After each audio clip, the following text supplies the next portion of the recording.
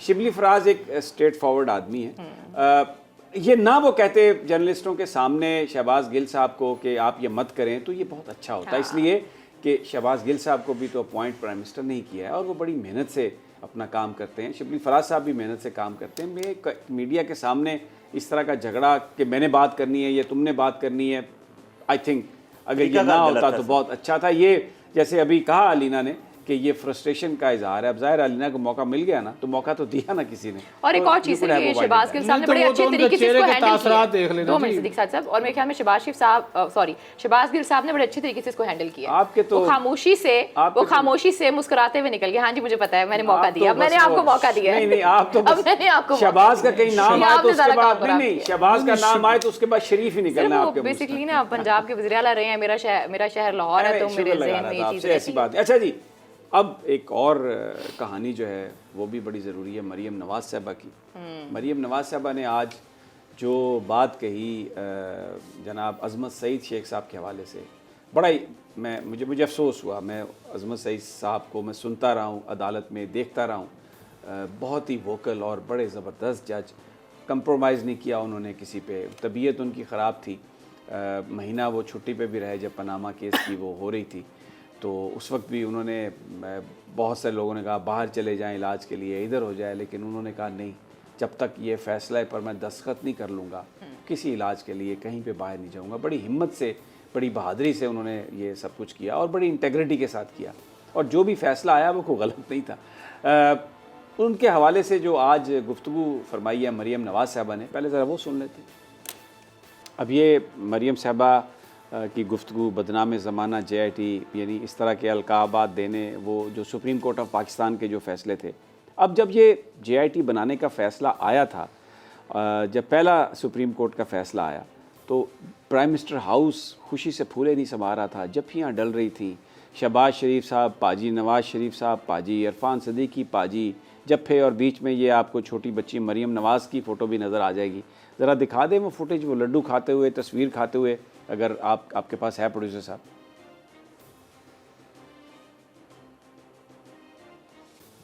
یہ اب آپ دیکھ رہے ہیں, یہ تو خیر وزیر اعظم ہاؤس کی نہیں ہے, باہر کی ہے یہ, جو مسلم لیگ نون کے لوگ ہیں, لیکن کچھ تصاویر جو تھیں اگر وہ مل جائیں ان کو,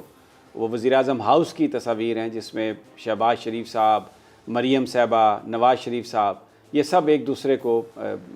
مٹھائیاں کھلا رہے ہیں. اور پھر یہیں پر بات نہیں تھی, اس فیصلے کو بڑا عدلیہ کی فتح قرار دیا گیا تھا, کیونکہ 5 ممبر بینچ میں سے 2 جو ممبر تھے, جسٹس گلزار اور جسٹس آصف سعید خان کھوسا, انہوں نے نواز شریف کو نااہل قرار دیا تھا, جبکہ 3 لوگوں نے یہ کہا, جس میں جسٹس اعجاز الحسن تھے, جسٹس عظمت سعید تھے اور جسٹس اعجاز افضل تھے شاید, کہ آپ اس میں بنائیں وہ ایک جے آئی ٹی بنائیں. اب اس موقع پر سپریم کورٹ کے باہر نون لیگ کے قائدین نے جو گفتگو کی اور جو تعریفوں کے پل باندھے ان ججز کے, جن میں عظمت سعید صاحب بھی تھے, اب ذرا وہ بھی خود ان کی زبانی سن لیں. اب یہ احسن اقبال صاحب خراج تحسین پیش کر رہے ہیں کہ وہ جو ہٹانا چاہتے تھے نواز شریف صاحب کو, ان کو منہ کی کھانی پڑی ہے اور یہ سازش ناکام بنا دی ہے. حوالہ تھا 3 ججز کا جنہوں نے اس وقت نواز شریف صاحب کو نااہل نہیں کیا تھا, اور ان میں سے ایک عظمت سعید صاحب تھے. اور آج محترمہ مریم نواز صاحبہ جو گفتگو فرما رہی ہیں عظمت سعید صاحب کے بارے میں, اور پھر ان کو تھریٹ کر رہی ہیں, ان کو یہ کہہ رہی ہیں کہ وہ خود بینچ سے ہٹ جائیں. ہمارے پاس بہت سارے ان کی تفصیلات ہیں, وہ میں منظر عام پر لے آؤں گی.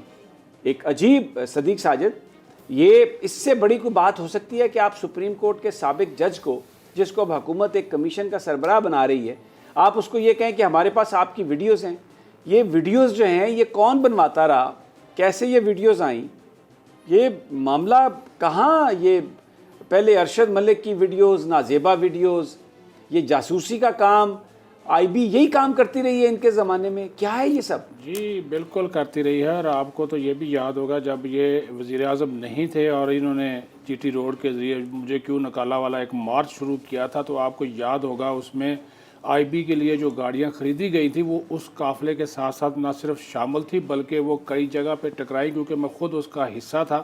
اس کو کور کر رہا تھا. تو وہ میں نے آئی بی کی جو گاڑیاں تھیں وہ اس میں وہ وسائل استعمال ہوتے رہے، اور آئی بی کے جو اس وقت کے جو سربراہ تھے وہ ظاہر ہے حالیہ کے وزیر اعظم نہیں بھی تھے، وہ جو آپ ویڈیوز کی بات کر رہے ہیں وہ جتنی بھی ٹیپنگ نواز شریف کو تو یہاں تک تھا کہ اپنے جو وزراء ہوتے تھے، اپنا جو ایم این ایز ہوتے تھے، ایون کہ جو اسٹاف کے لوگ ہوتے تھے ان کی بھی ٹیپنگ جو ہے وہ ہوتی تھی۔ دوسری بات یہ ہے کہ مسلم لیگ نون کا ہمیشہ سے یہ وتیرہ رہا ہے کہ وہی جج قابل قبول ہے جو ہمارے لیے فیصلے کرے، وہی ہمیں جو کمیشن منظور ہے جو کہ ان کی مرضی کے مطابق ہو، وہی اسی طرح کی کمیٹیاں منظور ہیں جو کہ ان کی فیصلے کو سنیں، ان کی بات کو سنیں، باقی کسی کو نہ سنا جائے۔ ابھی ٹھیک ہے آپ ان کو آلریڈی مسترد کر چکے ہیں، چلے پوری اپوزیشن نے مسترد کر دیا، عظمت سعید کو کر دیا، ایک یک رکنی انہوں نے کمیشن بنایا، لیکن اس طرح بلیک میل کرنا اور تھریٹ کرنا، تو اور وہ بھی سپریم کورٹ کے ایک سابق جج، اور ان کی آپ نے خود بھی وضاحت کر دی کہ وہ اس بینچ میں شامل تھے جنہوں نے ان کو نااہل نہیں کیا تھا۔